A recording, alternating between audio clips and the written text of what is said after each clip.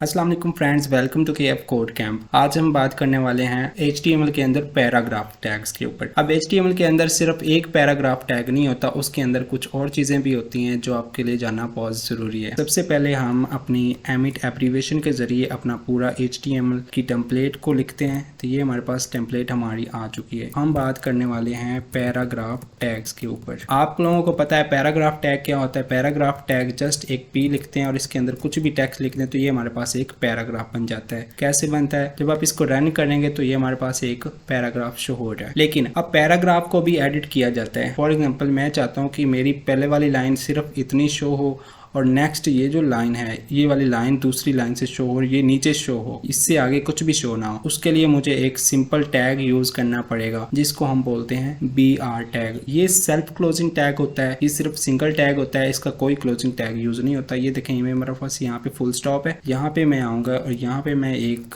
Tag लिख दूंगा BR tag. देखें ये हमारे पास, मैंने आपको बताया इसका क्लोज टैग नहीं होता है। जैसे हमारे पास हर टैग का क्लोजिंग टैग होता है, लेकिन BR और HR इस तरह ये दो टैग्स ऐसे हैं जिनका कोई क्लोजिंग टैग नहीं होता है। अब आपने B टैग यहाँ पे BR लिख दिया तो ये सेल्फ क्लोजिंग टैग है, मतलब यहाँ पे खुद ही अंदर स्लैश लग चुकी है लास्ट पे, ये सेल्फ क्लोजिंग टैग है। जब आप यहाँ पे आके देखेंगे तो हमारी जो हम बिहेवियर चाह रहे थे कि हमारी पहले वाली लाइन सिर्फ इतनी शो हो, बाकी टेक्स्ट हमारा दूसरी लाइन से जाके शो हो, तो बिल्कुल वैसा होगा। अगर हम यहाँ पे इस कॉमा के बाद ये वाली लाइन को हम नीचे शो करवाना चाहते हैं तो हम ऐसा भी कर सकते हैं, हम एक और BR लगा देंगे, यहाँ पे आएंगे और एक और BR लगा दें। तो इस तरह सेव करने के बाद आप जाके देखेंगे तो ये देखें हमारे इस कॉमा के बाद ये वाली लाइन हमारी नीचे शो हो रही है। इस तरह आप जितने BR लगाते हैं, अगर हमने यहाँ पे BR इकट्ठे लगाने हैं 2-3, ये देखें मैंने ये 3 BR इकट्ठे लगा दिए हैं। अब मैंने इसको जाके देखूंगा तो इस लाइन के बाद मेरी कितनी लाइन कट हो चुकी हैं। ये एक लाइन कट हुई और एक ये लाइन कट हुई और एक यहाँ से लाइन कट हुई, तो 3 लाइनें मेरी कट हुई हैं। तो तीनों मैंने BR टैग यूज किए हैं। इस तरह आप BR टैग यूज कर सकते हैं, ये हमारे पास लाइन को कट करने के लिए यूज होते हैं। लेकिन अब एक और प्रॉब्लम ये है, अगर आप BR टैग यूज नहीं करना चाहते, हम चाहते हैं कि हम यहाँ पे मैं स्पेस दूँ,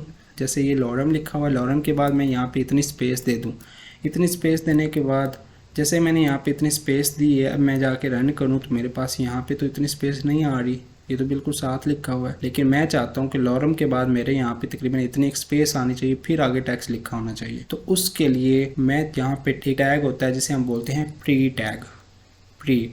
अब मैंने यहाँ पे प्री लिखा है तो मेरे यहाँ पे आपने नोटिस किया होगा कि जो क्लोजिंग टैग है वहाँ पे भी खुद ही प्री टैग लिखा गया। जैसे यहाँ पे मैं रिमूव करता हूँ, यहाँ पे मैंने प्री टैग लिखा है तो यहाँ पे देखें ये क्लोजिंग के ऊपर भी ऑटोमेटिकली प्री लिखा हुआ है। यहाँ पे आप नोटिस करें मैं R लिखता हूँ और E लिखता हूँ तो ये नीचे क्लोजिंग के ऊपर भी लिखा गया है। तो इसके लिए आपने एक एक्सटेंशन डाउनलोड करनी है जिसका नाम है हमारे पास ऑटो रीनेम टैग।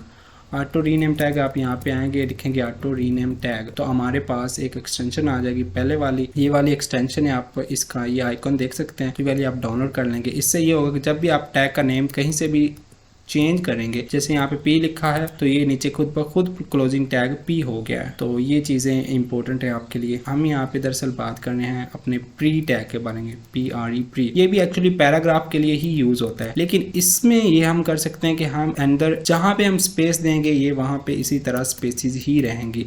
जहाँ पे हम लाइन को कट करेंगे ये लाइन वहाँ पे कट हो जाएगी। यहाँ पे देखें मैंने इतनी लाइन इस तरह कट कर दी।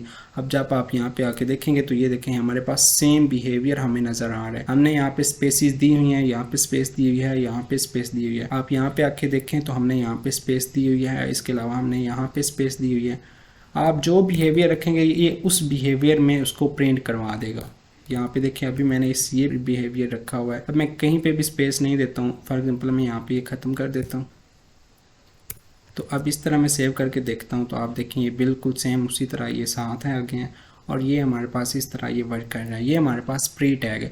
अगर मैं इसको P में कन्वर्ट करता हूँ तो ये हमारे पास कुछ इस तरह से खुद ब खुद ही अरेंज हो गया क्योंकि हमने यूज़ किया हुआ प्री टियर। प्री टियर हमारे पास एक्सटेंशन है जो आप एक्सटेंशन यहाँ से आके डाउनलोड कर सकते हैं। तो जब आप देखेंगे तो ये देखें फिर एक बार एक लाइन में आगे शो हो रहा है। हम ऐसा नहीं चाहते हैं तो हमारे पास दो चीज़ें हैं अपने पैराग्राफ को मॉडिफाई करने के लिए। एक हमारे पास है BR टैग और एक हमारे पास है प्री टैग। अगर आप पैराग्राफ को ही प्री बना देते हैं तो आपका काम बहुत आसान हो जाएगा। हम सेम डॉट के बाद अगर मैंने लाइन कट करनी तो मैं एंटर कर दूंगा, नीचे हो जाएगी लाइन। इसके अलावा मैंने कॉमा के बाद भी लाइन कट करनी है, इस कॉमा के बाद भी लाइन कट करनी है और इस कॉमा के बाद भी लाइन कट करनी है। तो जाके आप देखेंगे तो हर कॉमा के बाद भी लाइन कट की हुई नजर आ रही है और आपको बिल्कुल एक डिफरेंट पैराग्राफ नजर आ रहा है। लेकिन अगर हम पहले वाला बिहेवियर देखते हैं पी टैग वाला, तो वो हमारे पास एक लाइन शो हो रही है, हमारे पास ये चीज है। और दूसरी हमारे पास चीज है बी आर टैग। अब अगर यहाँ पे आगे बी आर टैग लगा देते हैं तो ये लाइन यहाँ से कट जाएगी, यहाँ पे भी हम बी आर टैग लगा देते हैं, यहाँ से भी लाइन कट जाएगी, यहाँ पे भी बी आर टैग लगाएंगे तो यहाँ पे भी कट जाएगी।